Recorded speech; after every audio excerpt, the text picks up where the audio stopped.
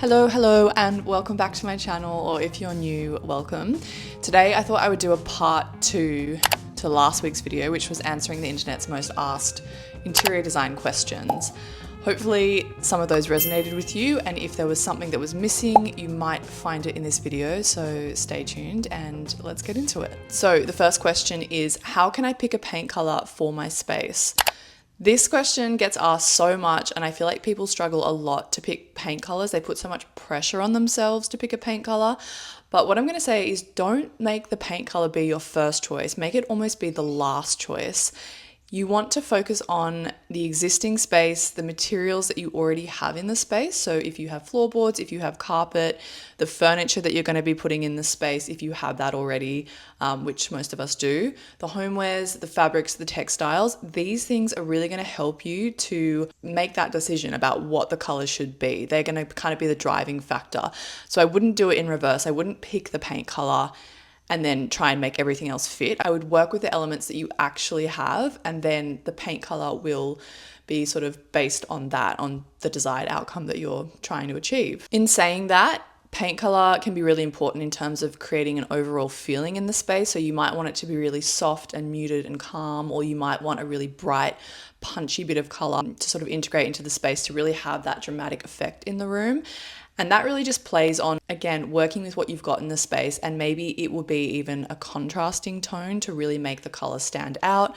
For example, if you have a lot of dark furniture that you really want to pop, you might consider doing a lighter tone on the walls, or vice versa. If you have a lot of light furniture that you want to sort of feature, I would consider doing something in a darker tone on the walls, depending on what you specifically want for that space. Similarly, another thing to consider when picking the paint color is the light level in the room. So you might not get a lot of natural light, you might rely on artificial light, and just think about how that light is going to play with the color that you're picking. So if you have a lot of sort of table lamps, floor lamps and things, think about how the color is going to interact with the level of lighting. And another way to also think about this is, generally, I would say to have dimming options in any room. How the level of light is going to affect the color, if the light is dimmed down or if it's up really bright.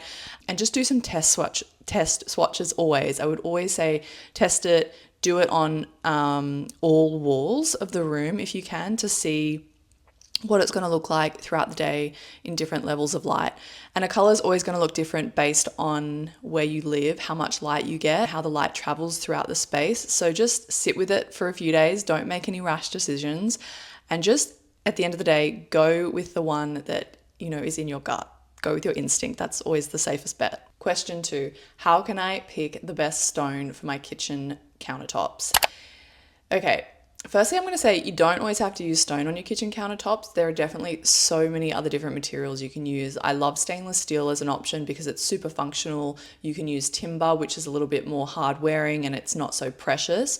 But if you are looking to use stone, and I'm talking about natural stone here, not like porcelain, think about how often you use your kitchen and how you use it. Is it a really heavy duty area that needs to be super functional? It needs to be super robust? Or do you not really cook and you don't really use it on the daily for heavy duty prep and things? If that's you, I would say you can definitely lean into doing a lightweight stone. And when I talk about lightweight, I mean it's not super durable. You could do marble, but keeping in mind that it is very porous, and if you get anything on it and don't wipe it off in time, it is going to absorb into the stone. So for most of us, I'm assuming that our kitchens are a place that we use very regularly, and it's a high traffic area that needs to be robust and sustainable. So in that case, I would say probably the strongest stone you can get, or the most durable, would be a quartzite, which again is less porous, is going to be a lot more hard wearing, and you can get some really beautiful quartzite. Other than that, it would be granite or dolomite. I personally really love granite. I think people have this whole idea that it's really 90s and it's so outdated. But I think used in the right setting, it can look amazing. And again, it's a really hard wearing stone. So if you're looking for something that is going to be durable and kind of stand the test of time, I think granite would be a really good option. How can I prevent a room from feeling cold and sterile? There are several ways that you can prevent a room from feeling cold or sterile. And I think one of the most important things is to have contrast in your space. So if we have a room, for example, that's all white, that has really light, neutral furniture and finishes and things, it's going to feel quite flat and cold. And also if you have lighting that is cold or isn't really warming up the space, it's going to add to that really sterile, like hospital feeling. And we want to avoid this where we can. So I would really recommend, as I always say, layering pieces in your space, incorporating color, and it doesn't have to be super bright, it can just be tonal, but having that variation to create a sense of depth and tactility. This fly. Fuck. Try to avoid having a lot of hard surfaces. So you really want to incorporate an element of soft and hard surfaces. So if you have like a lot of glass, a lot of stone, anything that kind of doesn't really absorb sound and is quite sort of cold in nature, we want to mix that up. So you might want to incorporate some warmer timber options, some really nice tactile, textural features into the space to really bring it back to life and to give it a sense of warmth.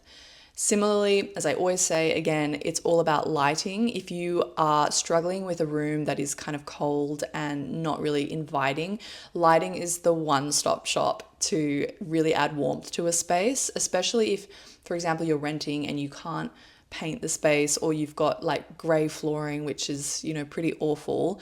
Lighting will instantly warm that up, and you've got to go with the warm LED bulbs. You can't do the cold LED bulbs ever, anywhere at all. Another thing that can also make a room feel quite cold and sterile is if it's really super minimal and curated, if it doesn't really have a sense of like personality and character in the space, if it's like feels like a bit like a gallery or a museum, which I get a lot of people, there are people that really like that style, that super curated space, but I would just encourage you to fill the space a bit more, to really add your personality to it rather than making it feel like a showroom.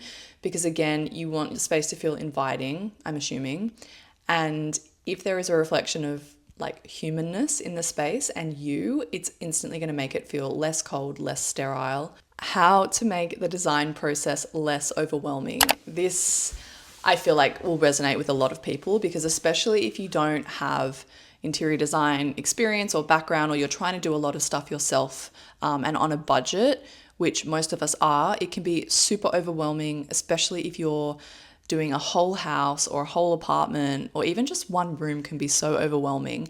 And I want to say the best advice I can give is you need to break it down into steps. You can't really think about the whole project as this one massive task to tackle. Sit down, think about what you want the overall outcome to be, and then zoom in and focus on individual rooms so that you're kind of making it a bit more palatable. It's not just going to be this mammoth task that you need to tackle all in one go.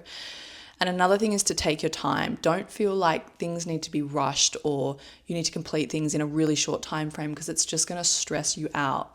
Start off by figuring out what your vision is for the space. So set up a Pinterest board, a mood board. It can be a physical mood board. It doesn't really matter, but start kind of gathering ideas and inspiration about what you want the overall room to feel like. So maybe that would be preset and images. It might be fabric swatches, paint swatches, and just kind of like step back and look at it and see, okay, I'm sensing a bit of a theme here. Like I want it to feel quite warm and inviting and eclectic, or maybe it's minimal and pared back and just like really considered, and kind of try to understand that overall theme that you're looking to create. Once you've done that, try to assign like a realistic budget and time frame. So it's easy when you're kind of doing DIY or doing a lot of stuff yourself to get like overly ambitious.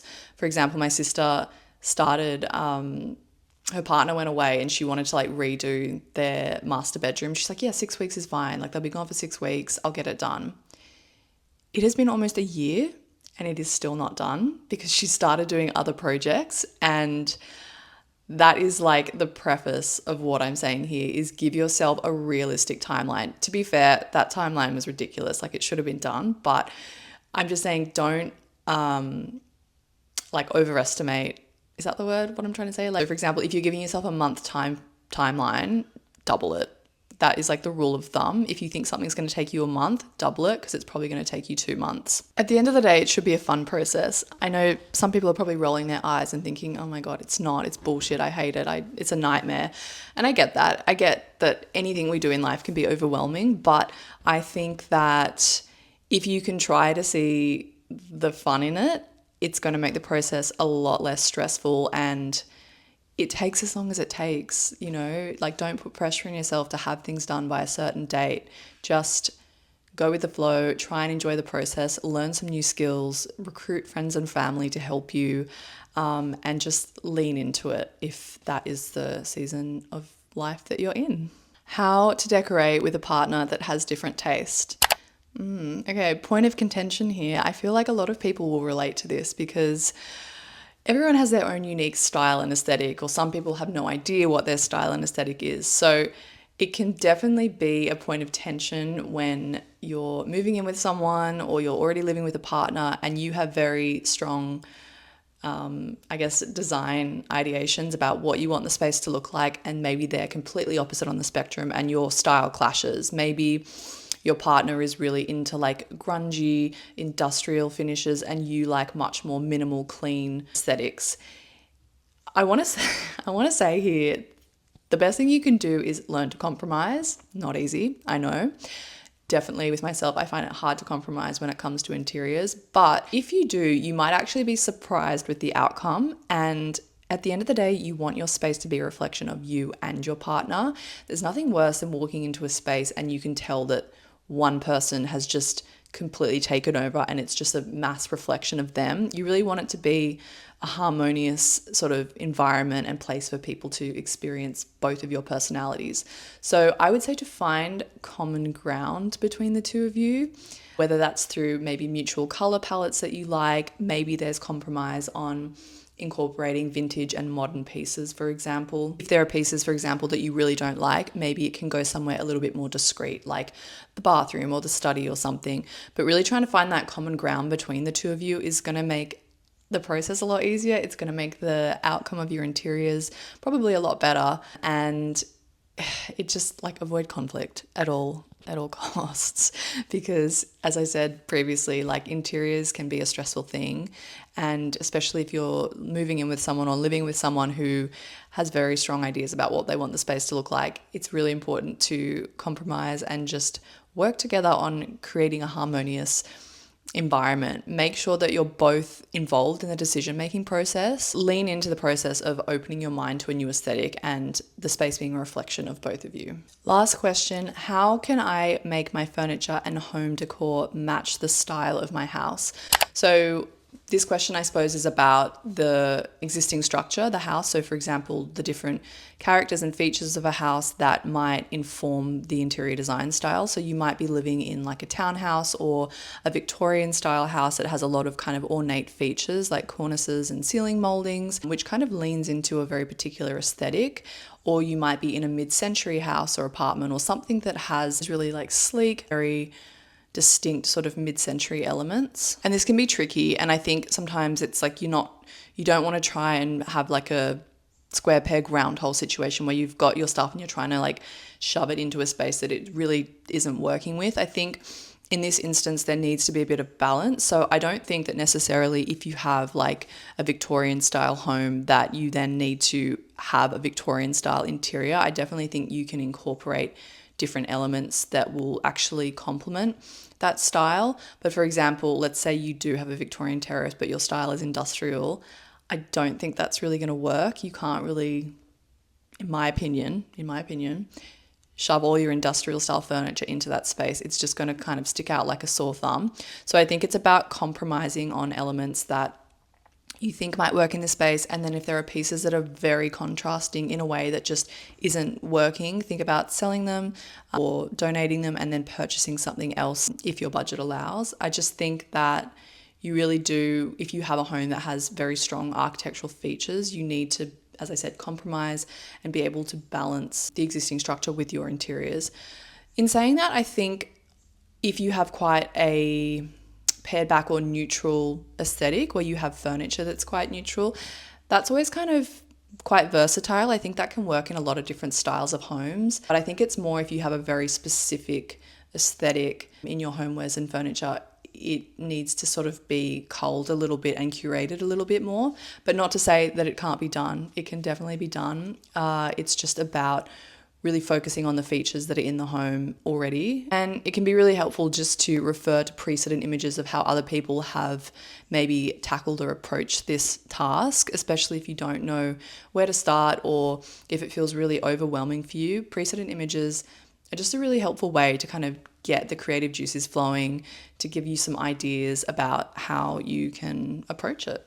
So those are all the questions that I have for today, and I hope that they have been useful for you. I know that interior design, if you're not naturally inclined, can be overwhelming and it can be hard to find answers online because there's so many conflicting opinions. But at the end of the day, just trust your gut, because really you actually do know what you're doing to a certain degree. And if there's something that you're really stuck on, try to get someone else who has a bit more experience that can help you with these things or guide you in a way that's going to get you the desired outcome. Thank you so much for watching. I will see you next Sunday in an upcoming video. And until then, I hope you have a great week. And yeah, happy long weekend if you're in Australia. Bye.